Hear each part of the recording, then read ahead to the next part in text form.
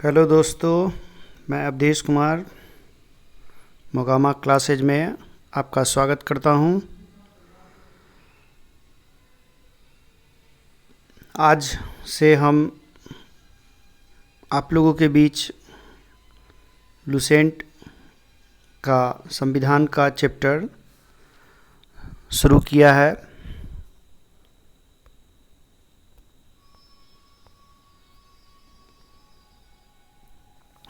चलिए हम लोग अब आगे चलते हैं, इसको पढ़ते हुए समझते हुए आगे बढ़ते चलेंगे।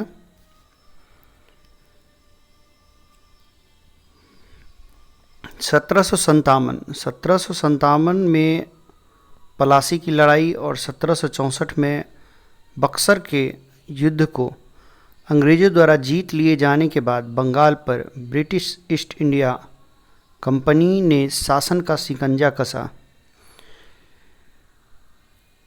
इसी शासन को अपने अनुकूल बनाए रखने के लिए अंग्रेज़ों ने समय समय पर कई एक्ट पारित किए जो भारतीय संविधान के विकास की सीढ़ियां बनी, जो निम्न है। 1757 का रेगुलेटिंग एक्ट। इस अधिनियम का अत्यधिक संवैधानिक महत्व है।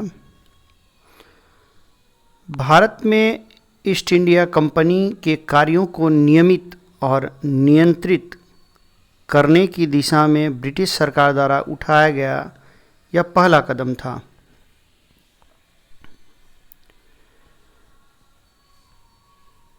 भारत में ईस्ट इंडिया कंपनी के कार्यों को नियमित और नियंत्रित करने की दिशा में ब्रिटिश सरकार द्वारा उठाया गया यह पहला कदम था, अर्थात 1773 का रेगुलेटिंग एक्ट के तहत कंपनी के शासन पर संसदीय नियंत्रण स्थापित किया गया। इसके द्वारा पहली बार कंपनी के प्रशासनिक और राजनीतिक कार्यों को मान्यता मिली। इसके द्वारा केंद्रीय प्रशासन की नींव रखी गई। इसकी और क्या क्या विशेषताएं हैं 1773 रेगुलेटिंग एक्ट का। इस अधिनियम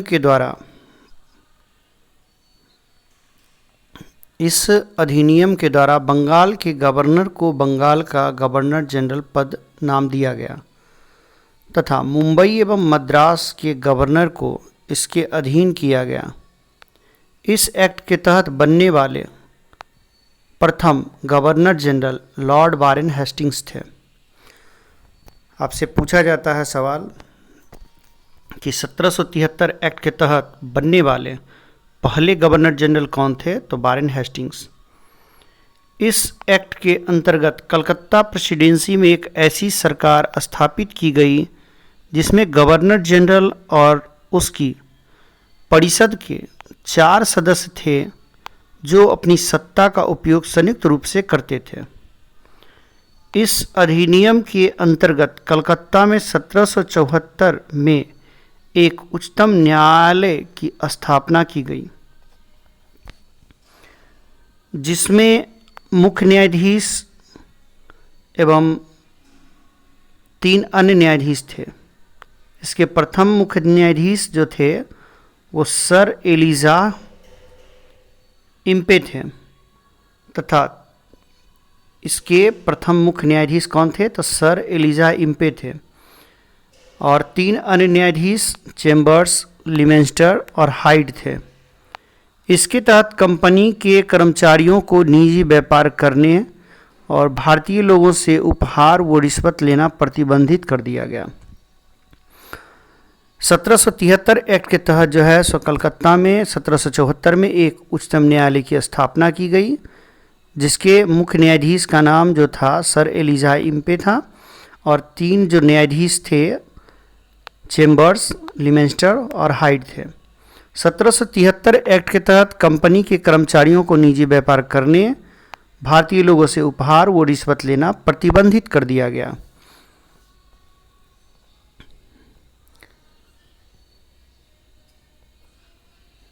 तो आपसे अगर पूछा जाएगा कि किस एक्ट के तहत कंपनी के कर्मचारियों को निजी व्यापार करने और भारतीय लोगों से उपहार व रिश्वत लेना प्रतिबंधित किया गया, तो 1773 का रेगुलेटिंग एक्ट। इस अधिनियम के द्वारा ब्रिटिश सरकार को बोर्ड ऑफ डायरेक्टर्स के माध्यम से कंपनी पर नियंत्रण सशक्त हो गया। इसे भारत में इसके राजस्व, नागरिक और सैन्य मामलों की जानकारी ब्रिटिश सरकार को देना आवश्यक कर दिया गया।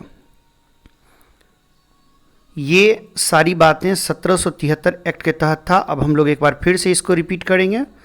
1773 रेगुलेटिंग एक्ट की क्या क्या व्यवस्था थी। इससे पहले हम लोग जानेंगे कि भारतीय संविधान का जो विकास हुआ, भारत में अंग्रेज़ों की नींव कैसे पड़ी। तो 1757 का प्लासी का लड़ाई और 1764 का बक्सर युद्ध, अंग्रेज़ों द्वारा जीत लिए जाने के बाद बंगाल पर ब्रिटिश ईस्ट इंडिया कंपनी का शासन का शिकंजा कसा गया और इस तरह से भारतीय संविधान के विकास की जो सीढ़ियाँ बनी, उसके लिए अंग्रेज़ों ने समय समय पर कई एक्ट पारित किए। तो पहला एक्ट था 1773 का रेगुलेटिंग एक्ट, जिसके तहत ईस्ट इंडिया कंपनी के कार्यों को नियमित और नियंत्रित किया गया और यह जो था ब्रिटिश सरकार द्वारा उठाया गया, यह पहला कदम था। पहली बार कंपनी के प्रशासनिक और राजनीतिक कार्य को मान्यता मिली। इसके द्वारा केंद्रीय प्रशासन की नींव रखी गई। इस अधिनियम के द्वारा बंगाल के गवर्नर को बंगाल का गवर्नर जनरल कहा जाने लगा। मुंबई एवं मद्रास के गवर्नर को इसके अधीन कर दिया गया और इस तरह से प्रथम गवर्नर जनरल बनने वाले थे Lord Warren Hastings. Calcutta presidency में एक ऐसी सरकार स्थापित की गई जिनमें गवर्नर जनरल और उसके परिषद के 4 सदस्य थे, जो अपनी सत्ता का उपयोग संयुक्त रूप से करते थे। इस अधिनियम के तहत कलकत्ता में 1774 में एक उच्च न्यायालय की स्थापना हुई, जिसके एक मुख्य न्यायाधीश थे जिनका नाम सर एलिजा इम्पे था। 3 अन्य न्यायाधीश थे, उनका नाम चैम्बर्स, लिमेंस्टर और हाइड था। 1773 एक्ट के तहत कंपनी के कर्मचारियों को निजी व्यापार करने, भारतीय लोगों से उपहार लेना, रिश्वत लेना प्रतिबंधित किया गया। 1773 एक्ट के तहत ब्रिटिश सरकार को बोर्ड ऑफ डायरेक्टर्स के माध्यम से कंपनी पर नियंत्रण सशक्त हो गया।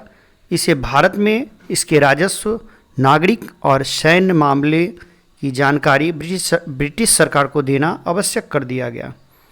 अब है अगला एक्ट,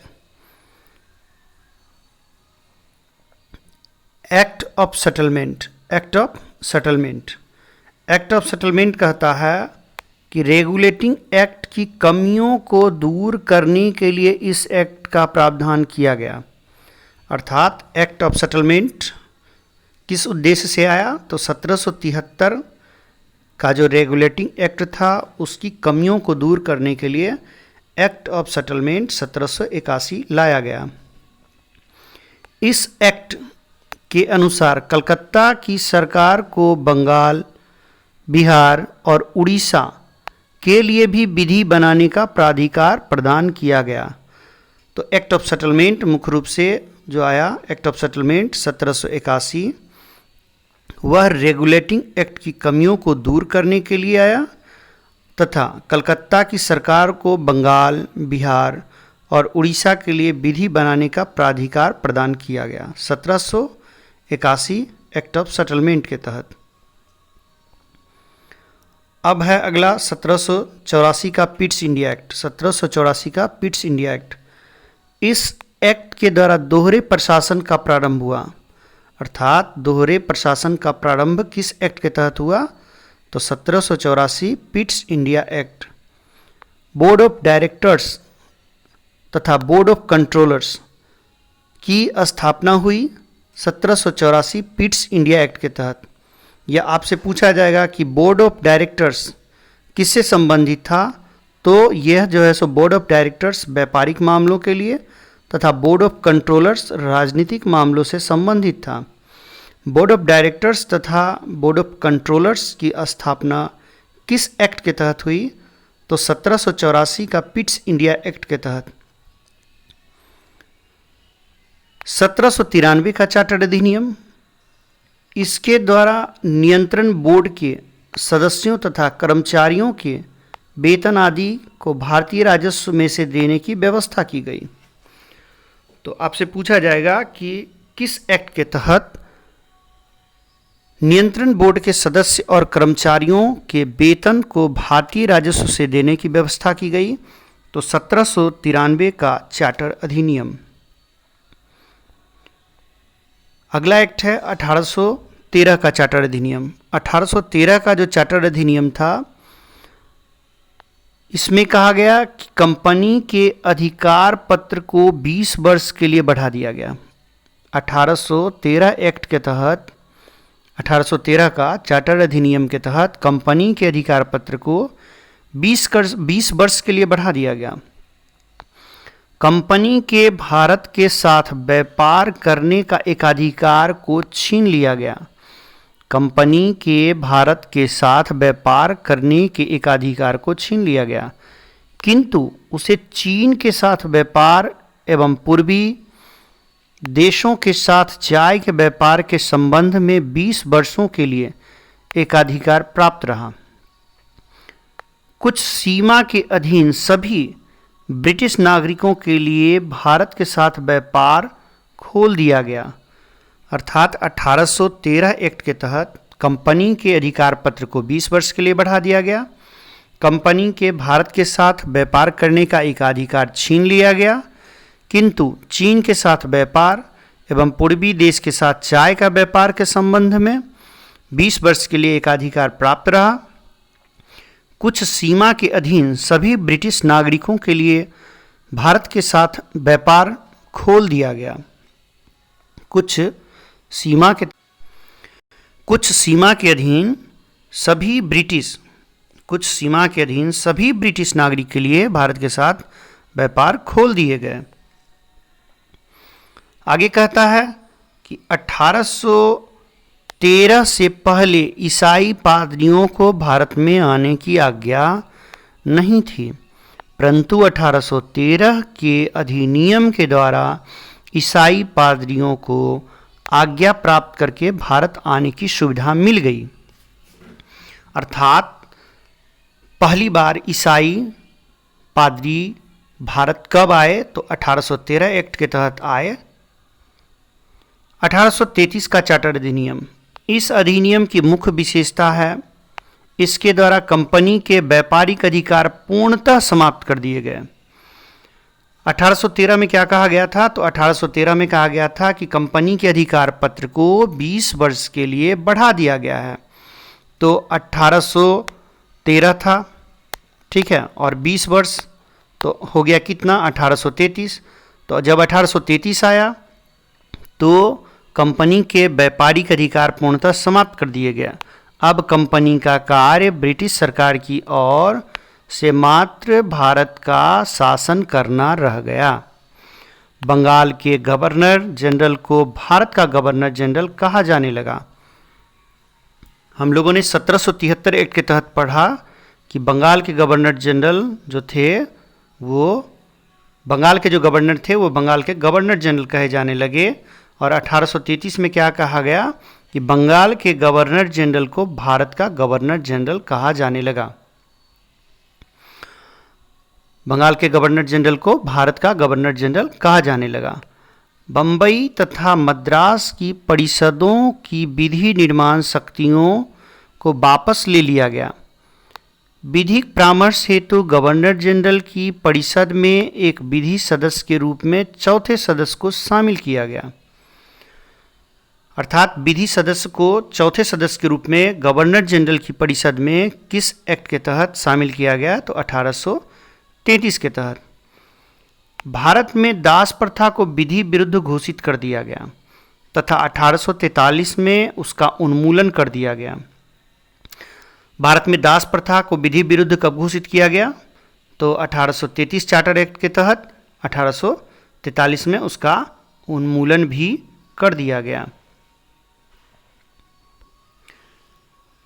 इस अधिनियम की धारा 87 के तहत कंपनी के अधीन पद धारण करने के लिए किसी व्यक्ति को धर्म, जन्म स्थान, मूल वंश, रंग के आधार पर आयोग ना ठहराया जाने का भी उपबंध किया गया। ठीक है, किसी भी व्यक्ति को धर्म, जन्म स्थान, मूल, वंश, रंग के आधार पर आयोग ना ठहराए जाने का भी उपबंध किया गया 1833 के तहत। गवर्नर जनरल की परिषद को राजस्व के संबंध में पूर्ण अधिकार प्रदान करते हुए गवर्नर जनरल को संपूर्ण देश के लिए एक ही बजट तैयार करने का अधिकार दिया गया।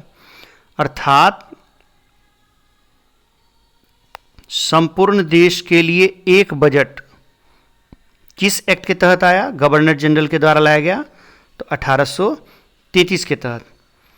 भारतीय कानूनों का वर्गीकरण किया गया तथा इस कार्य के लिए विधि आयोग की नियुक्ति की व्यवस्था की गई और 1834 में लॉर्ड मैकाले की अध्यक्षता में प्रथम विधि आयोग का गठन हुआ।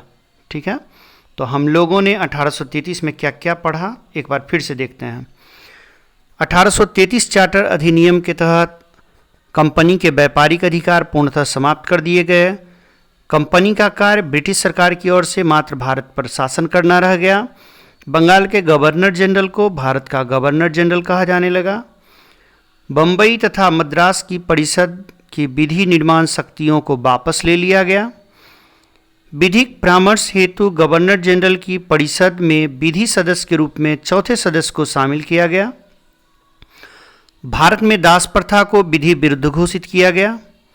1843 में दास प्रथा का उन्मूलन किया गया। धारा 87 के तहत कंपनी के अधीन पद धारण करने के लिए किसी व्यक्ति को धर्म, जन्म स्थान, मूल, वंश या रंग के आधार पर आयोग न ठहराया जाए। गवर्नर जनरल की परिषद को राजस्व के संबंध में पूर्ण अधिकार प्रदान करते हुए गवर्नर जनरल को संपूर्ण देश के लिए एक बजट तैयार करने का अधिकार मिला। भारतीय कानूनों का वर्गीकरण किया गया। विधि आयोग की नियुक्ति की गई। 1834 में लॉर्ड मैकाले की अध्यक्षता में प्रथम विधि आयोग का गठन किया गया। अब है अगला अधिनियम 1853 का चार्टर अधिनियम। इस अधिनियम की मुख्य विशेषता जो थी वो निम्न है। इस अधिनियम के द्वारा सेवाओं में नामजदगी का सिद्धांत समाप्त कर कंपनी के महत्वपूर्ण पदों को प्रतियोगिता परीक्षा के आधार पर भरने की व्यवस्था की गई। इसका सबसे अच्छा काम है 1853 चार्टर एक्ट के तहत जो है सो सेवाओं में नामजदगी का सिद्धांत समाप्त कर दिया गया और कंपनी के महत्वपूर्ण पद को प्रतियोगिता परीक्षा के आधार पर भरने की व्यवस्था की गई। इसके लिए 1854 में मैकाले समिति की नियुक्ति की गई। इस अधिनियम के द्वारा गवर्नर जनरल की परिषद के विधायी एवं प्रशासनिक कार्यों को अलग कर दिया गया। अर्थात किस अधिनियम के द्वारा गवर्नर जनरल की परिषद के विधायी एवं प्रशासनिक कार्य को अलग कर दिए गए? तो 1853 के तहत। इसके तहत परिषद में 6 नए पार्षद जोड़े गए जिसे विधान पार्षद कहा गया। अर्थात विधान पार्षद जो बना है वह 1853 एक्ट के तहत। 1853 में कंपनी के पदों को प्रतियोगिता परीक्षा के आधार पर भरने की व्यवस्था की गई। मैकाले समिति की नियुक्ति हुई। 1854 में विधायी शक्तियां और प्रशासनिक कार्यों को अलग किया गया। विधान पार्षद बनाए गए। ये सभी 1853 के तहत हुआ। अब आगे अगला का था 1858। 1858 भारत शासन अधिनियम। भारत का शासन कंपनी से लेकर ब्रिटिश क्राउन के हाथों में सौंपा गया। याद रखिए 1857 में क्रांति हुई थी ना, उसके बाद भारत के लोग इतने त्रस्त हो गए थे, ये बात ब्रिटिश क्राउन को चला गया। तो ब्रिटिश क्राउन ने क्या किया कि भारत का जो शासन था वह जो था कंपनी से ले लिया और ब्रिटिश क्राउन अपने हाथों में भारत का शासन ले लिया। भारत में मंत्री परिषद की व्यवस्था की गई। 15 सदस्यों की भारत परिषद का सृजन हुआ जिसमें 8 सदस्य ब्रिटिश सरकार के थे और 7 सदस्य कंपनी के निदेश मंडल द्वारा शामिल थे। भारतीय मामलों पर ब्रिटिश संसद का सीधा नियंत्रण स्थापित किया गया। भारतीय मामलों पर ब्रिटिश संसद का सीधा नियंत्रण स्थापित किया गया। मुगल सम्राट के पद समाप्त कर दिए गए। इस अधिनियम के द्वारा बोर्ड ऑफ डायरेक्टर्स तथा बोर्ड ऑफ कंट्रोलर्स समाप्त कर दिए गए। ध्यान रखिए, बोर्ड ऑफ डायरेक्टर्स और board of controllers 1784 Pitt's India act के तहत लाया गया था और बोर्ड ऑफ डायरेक्टर्स तथा बोर्ड ऑफ कंट्रोलर्स 1858 के तहत समाप्त कर दिया गया।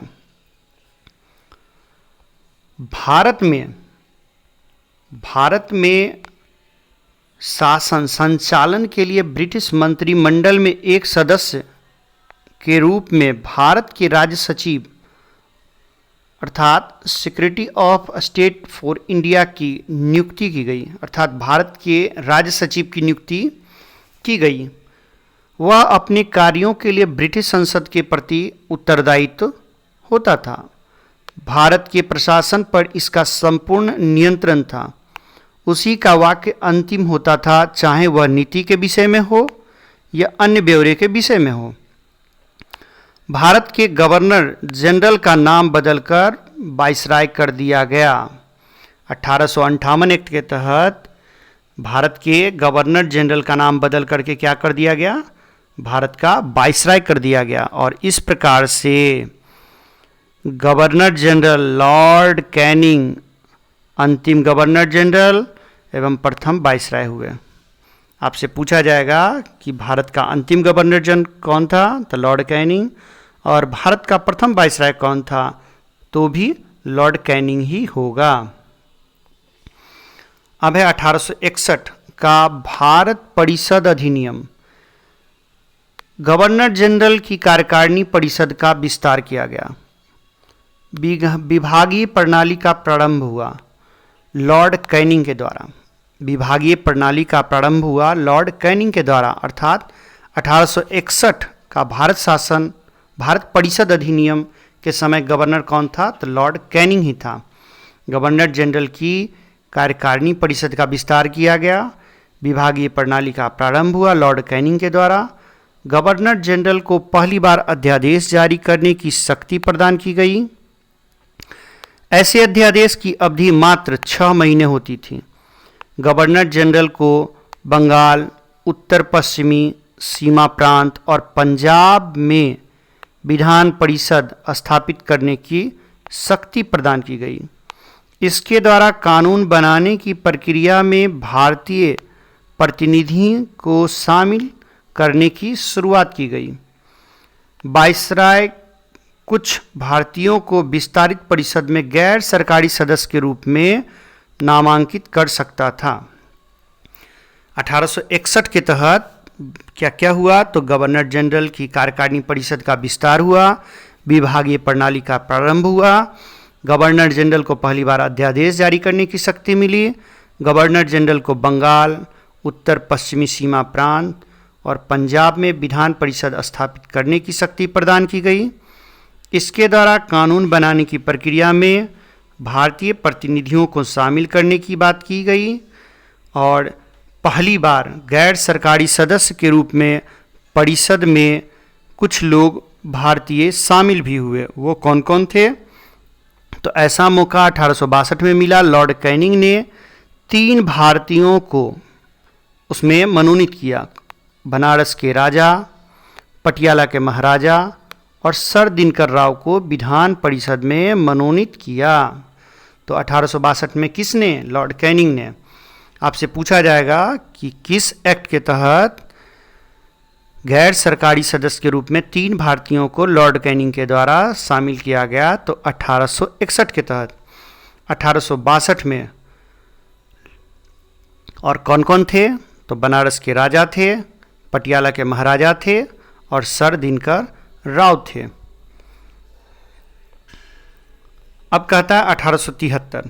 1873 का जो अधिनियम है, इस अधिनियम के द्वारा यह उपबंध किया गया कि ईस्ट इंडिया कंपनी को किसी भी समय भंग किया जा सकता है। 1873 एक्ट जो था, एक्ट था, उसके द्वारा यह उपबंध किया गया कि ईस्ट इंडिया कंपनी को किसी भी समय भंग किया जा सकता है। और ऐसा हुआ भी। 1 जनवरी 1884 को ईस्ट इंडिया कंपनी को औपचारिक रूप से भंग कर दिया गया। 1873 एक्ट के तहत जो यह उपबंध किया गया कि ईस्ट इंडिया कंपनी को किसी भी समय भंग किया जा सकता है, तो 1 जनवरी 1884 को ईस्ट इंडिया कंपनी को औपचारिक रूप से भंग कर दिया गया। अगला है शाही उपाधि अधिनियम 1876। शाही उपाधि अधिनियम कब आया? तो 1876 में आया। इस अधिनियम के द्वारा गवर्नर जनरल की केंद्रीय कार्यकारिणी में 6ठे सदस्य की नियुक्ति कर उसे लोक निर्माण विभाग का कार्य सौंपा गया। 28 अप्रैल 1876 को एक घोषणा के द्वारा महारानी विक्टोरिया को भारत की साम्राज्ञी घोषित किया गया।